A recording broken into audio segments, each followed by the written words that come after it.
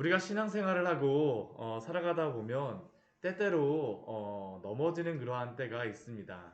근데 그 넘어지는 때를 우리가 보게 되면 뭐 굉장히 고난이 와갖고 아니면 환란이 올 때 우리가 그러한 고난이나 환란으로 인하여서 때로는 여러 가지 마음의 낙심도 되고 힘들 때 넘어지기도 하죠. 그런데 우리가 신앙생활을 하다 보면 그러한 낙심의 때, 어려운 때에만 우리가 이게 신앙적으로 넘어지는 것이 아니라 때로는 너무나 잘 될 때에도 우리가 때로는 넘어질 때도 있습니다. 넘어질 때도 있어요. 오늘 말씀 그 시편 60편의 말씀이 바로 그러한 말씀이라고 할 수 있습니다. 우리가 지금까지 그 다윗의 시편을 계속 보았는데 오늘도 이제 다윗의 시편입니다. 근데 지금까지 보았던 그 다윗의 시편은 다윗이 가장 어려울 때에 가장 그 고난과 여러 가지 역경 가운데 있을 때에 하나님께 드리고 불렀던 그러한 시편이 바로 지금까지 보았던 그러한 시편이라고 할 수 있습니다. 근데 오늘 시편 같은 경우는 그렇진 않습니다. 참 좋은 환경이에요. 상황적으로만 보게 되면 이것을 알 수 있는 게 이 60편 그 앞에 표제어에 보게 되면 이 시가 지어졌을 때에 그러한 배경에 대하여서 우리에게 말씀하여 주고 있습니다. 그 배경이 언제입니까? 다윗이 교훈하기 위하여 지은 믹담시라고 하고 인도자를 따라 수산 에돛에 맞춘 노래라고 하고 있는데 그 뒤에 보게 되면 이 배경을 이렇게 기록하고 있죠. 다윗이 아람 나하라임과 아람 소바와 싸우는 중에 요압이 돌아와 에돔을 소금 골짜기에서 쳐서 12,000명을 죽인 때에 그러니까 전쟁에 승리하였을 때가 바로 오늘 시편 60편 말씀의 배경이 되죠. 전쟁에 승리하였을 때가 배경이라면 그 이 시편의 시작이 어떻게 되는 게 당연히 맞을까요? 하나님 감사합니다. 이러한 전쟁에 승리를 주시니 당신의 이름이 높이 영광을 받아 주시옵소서. 당신의 그 놀라우신 그 힘과 능력이 얼마나 아름답고 크신지요 하면서 시편의 그 찬양을 하는 게 당연하지 않습니까? 근데 오늘 그 시편을 보게 되면 그렇지가 않아요. 한번 시편을 한번 보십시오. 1절 말씀서부터 그렇죠. 하나님이여 주께서 우리를 버려뜨셨고 분노하셨으나 지금은 우리를 회복시키소서라고 다윗이 하나님께 간구하고 있습니다. 어떤 때보다도 간절하게 기도하고 있죠. 주께서 우리를 버리셨습니다. 흩으셨습니다. 분노하셨습니다. 아니 전쟁의 승리의 그러한 그 와중에 찬양 부르는 그러한 찬양이 어떻게 이렇게 시편이 다윗이 이렇게 고백을 할 수 있겠습니까? 이렇게 노래를 부를 수 있겠습니까? 오늘 이 시편이 배경이 되고 있는 것이 사무엘하 8장의 그러한 말씀이라고 할 수 있습니다. 우리 사무엘하 8장 말씀 한번 보도록 할까요? 사무엘하 8장 말씀을 보게 되면 예, 이해를 할 수 있을 거라고 생각하지만 더 다시는 이해가 안 됩니다. 이 배경이 어떻게 되는 배경인지 한번 저희가 한번 보도록 할게요. 사무엘하 8장 말씀, 역대상 18장 말씀에도 보았던 말씀인데요. 우리 그 8장 1절 말씀에 보게 되면 이렇게 되어 있죠. 다윗이 블레셋 사람을 쳐서 항복을 받고 블레셋 사람들의 손에서 메대간 말을 빼앗으니라. 블레셋에게 전쟁에 이겨서 승리하였습니다. 우리 2절 말씀도 또 보면 모압을 쳐서 그들의 땅을 엎드리게 하고 그 모압의 그러한 사람들이 다윗의 종이 되어 조공을 드리게 되었습니다. 전쟁에 승리하였어요. 그리고 또 그 3절서부터 우리 그 12절까지의 말씀을 보게 되면 아람의 소바왕 하다데셀과 같이 전쟁을 하였는데 그 다윗이 이곳에 가서 전쟁을 할 때 다윗이 병거 100대만 남기고 다 무찔렀어요. 병거의 말에 다 힘줄을 끊고 오히려 도와주러 왔던 그 아람의 사람들 22,000명을 죽이고 아람의 수비대를 두고 7절 말씀 보면 금방패를 빼앗고 그곳에 매우 많은 못을 얻었습니다. 다윗이 지금 어떠한 내용입니까? 연승하는 겁니다. 연전 연승하고 있는 것이에요. 그것뿐만이 아니죠. 우리 13절 말씀을 보게 되면 13절과 14절 말씀이 오늘 그 배경으로 나와 있던 그런 말씀입니다. 다윗이 소금 골짜기에서 에돔 사람 18,000명을 쳐 죽이고 돌아와서 명성을 떨치니라. 다윗이 에돔의 수비대를 두되 온 에돔의 수비대를 두니 에돔 사람이 다 다윗의 종이 되니라. 다윗이 어디로 가든지 여호와께서 이기게 하셨더라. 어디로 가든지 여호와께서 이기게 하셨더라.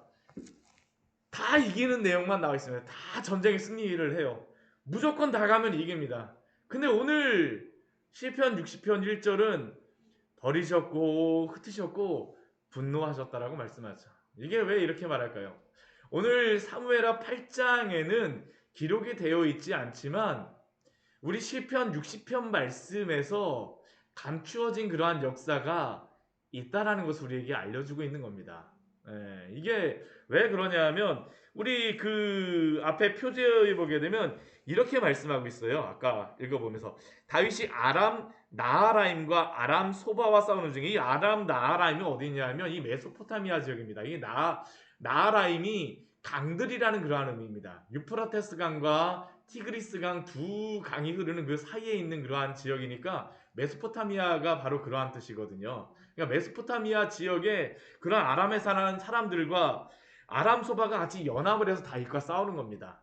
다윗과 싸우는 것이에요. 다윗이 이곳에 가서 그 전쟁에 그 승리를 하기 위해서 막 싸우는 중입니다.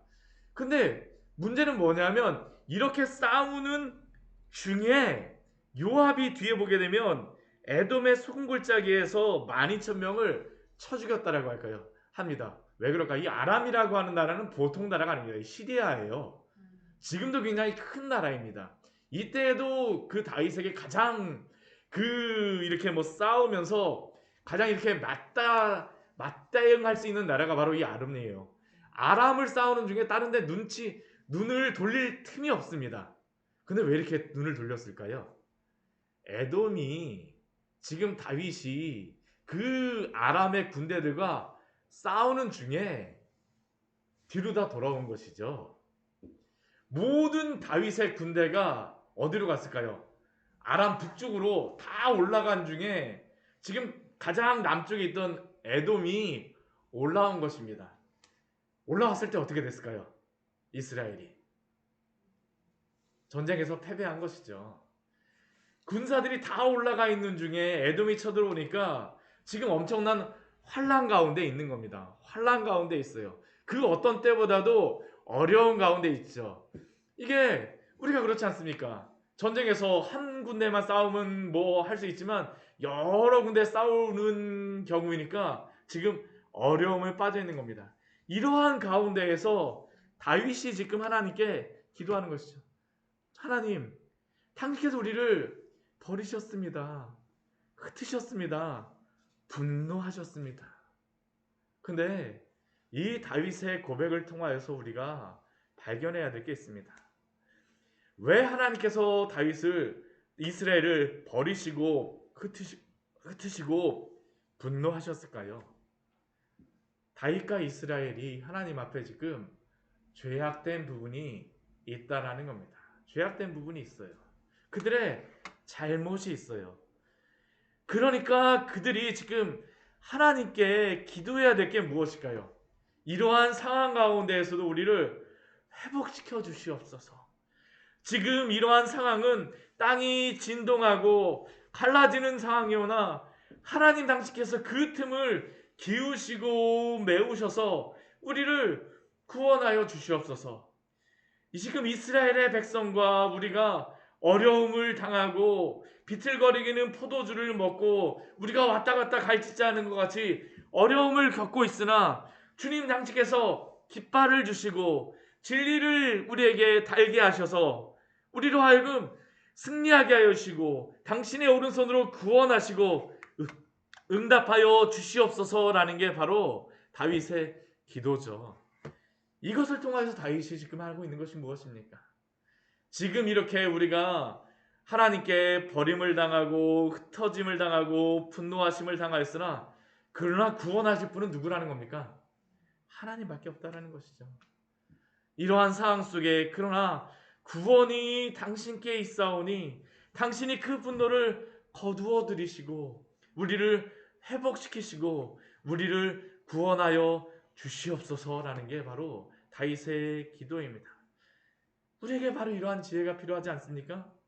때때로 우리들도 하나님의 말씀에 불순종하며 어긋난 길로 갈 때가 때때로 있습니다. 그러한 때마다 우리가 먼저 행해야 될 것이 무엇일까요? 그 길에서 우리의 그러한 잘못을 바라보고 회개하고 돌이키고 주 앞에 돌아오는 것이죠. 하나님이 이렇게 하시는 것은 그들을 멸망시키려고 하시는 것이 아니라 징계하시고 돌아오게 하시기 위하여서 하나님이 이렇게 행하신다라는 것을 지금 다윗을 통하여서 하나님께서 우리에게 보여주시는 것입니다. 하나님께 회개하고 돌아오는 것. 우리가 잘못하였을 때, 우리가 여러 가지 주님 앞에 죄악된 일을 행하였을 때 첫 번째로 행하여야 될 것이 바로 주님께 돌아오는 것이죠. 그래야지 그때 하나님께서 회복시키시고 싸매어 주시고 벌어진 틈을 메워주시는 분이 누구라는 것을 알려주십니까? 하나님이라는 것을 알려주시는 것입니다. 하나님이라는 것을 알려주시는 것이에요. 그러나 다윗이 이렇게 어려움을 겪고 있음에도 불구하고 한 가지 확신은 있습니다. 한 가지 확신은 있어요. 그건 무엇이냐면 에돔이 아무리 쳐들어온다 할지라도 이스라엘이 멸망할 수는 없다라는 그러한 확신입니다. 없다는 확신이에요. 어떻게 그렇게 그러한 확신을 가질 수 있을까요? 오늘 아까 보게 되면 하나님께서 우리를 메우시고 하면서 기도를 합니다. 어떻게 그런 확신을 가지고 하나님 앞에 그 확실하게 기도할 수 있습니까? 말씀에 의거해서죠. 말씀에. 오늘 6절서부터 우리 8절까지의 말씀에 보게 되면 바로 그것이 나와 있습니다. 비록 에돔을 통하여서 우리가 고난을 받고 있지만 그러나 그것이 우리를 완전히 넘어뜨릴 수 없음은 하나님께서 이스라엘 백성들에게 약속하셨기 때문이죠. 우리 6절 말씀 보십시오. 하나님이 그의 거룩하심으로 말씀하시되 이미 선지자들과 여러 사람들을 통하여서 말씀하심으로 약속하여 주셨습니다. 아브라함에게 이 가나안 땅을 주겠다라고 약속하여 주셨고요.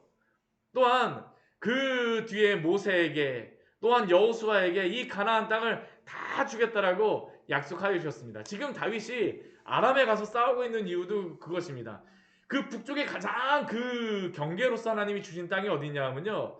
이 북쪽에 이 강입니다. 이 하닷 지역인데 유프라테스 이 밑쪽으로다 하나님이 거기까지 주시겠다라고 약속을 하셨어요.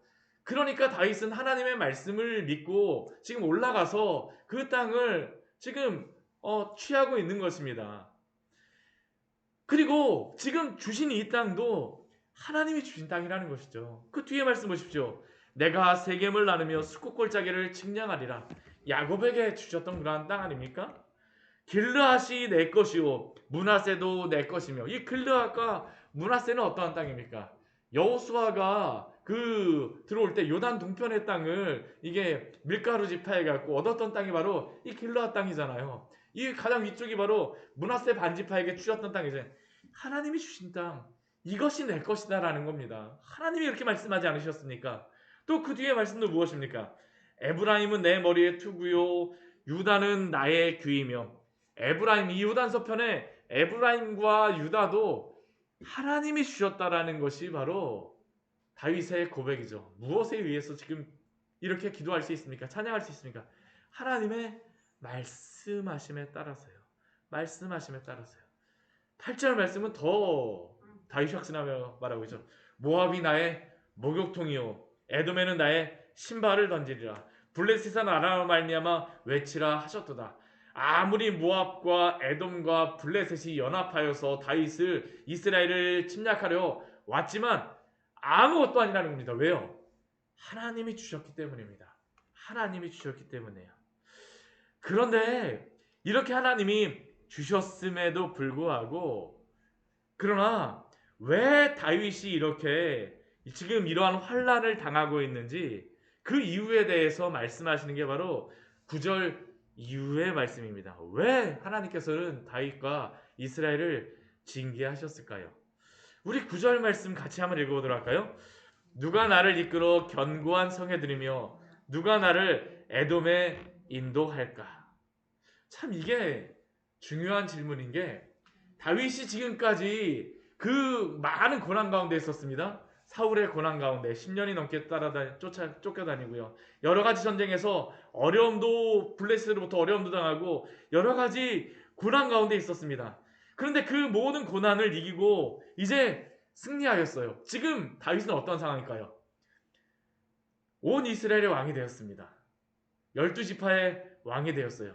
그에게는 용감한 군사들도 있습니다. 뛰어난 그 지도자들도 있어요. 지휘관들도 있습니다. 그러한 지휘관들과 군사들 또한 그가 왕이 되자 그의 마음속에 가졌던 여러 가지 생각이 무엇일까요? 아, 전쟁이 벌어지게 되면 이 사람들을 보내면 되겠구나. 이 사람들이 이 전쟁에서 승리할 수 있는 나의 미천이 되겠구나. 그런데 다윗이 지금 잃어버리고 있는 게 무엇일까요? 다윗이 여태까지 전쟁에 승리할 수 있었던 그 원인이 무엇입니까? 하나님이죠. 하나님이에요. 다윗이 고백하였던 첫 번째 전쟁에서의 그 고백이 무엇입니까? 골리앗이죠. 골리앗과의 전쟁에서 그가 고백했던 그것이 무엇입니까? 우리 말씀 한번 같이 한번 찾아볼까요? 우리 사무엘상 우리 17장 45절의 말씀입니다. 다윗이 그 큰 골리앗과 전쟁할 때에 그가 가지고 나아갔던 그 믿음의 고백이 무엇입니까? 우리 17장 45절 말씀 같이 한번 읽어보도록 하겠습니다. 같이 읽겠습니다. 다윗이 블레셋 사람에게 이르되 너는 칼과 창과 단창으로 내게 나아오거니와 나는 만군의 여호와의 이름 곧 내가 모욕하는 이스라엘 군대의 하나님의 이름으로 내게 나아가노라. 다윗의 전쟁의 진정한 힘은 무엇이었습니까? 하나님이었어요. 칼과 창과 단창이 아니라 다윗의 힘은 바로 하나님이었다라는 것이죠. 그런데 다윗의 고백이 어느 순간 무엇으로 바뀌었을까요? 누가 나를 이끌어 이 견고한 성에 들이며 누가 나를 에돔에 인도할까? 누가 나아갈 수 있다고 다윗의 마음속에는 지금 있는 겁니까? 요압이 가면 되겠지.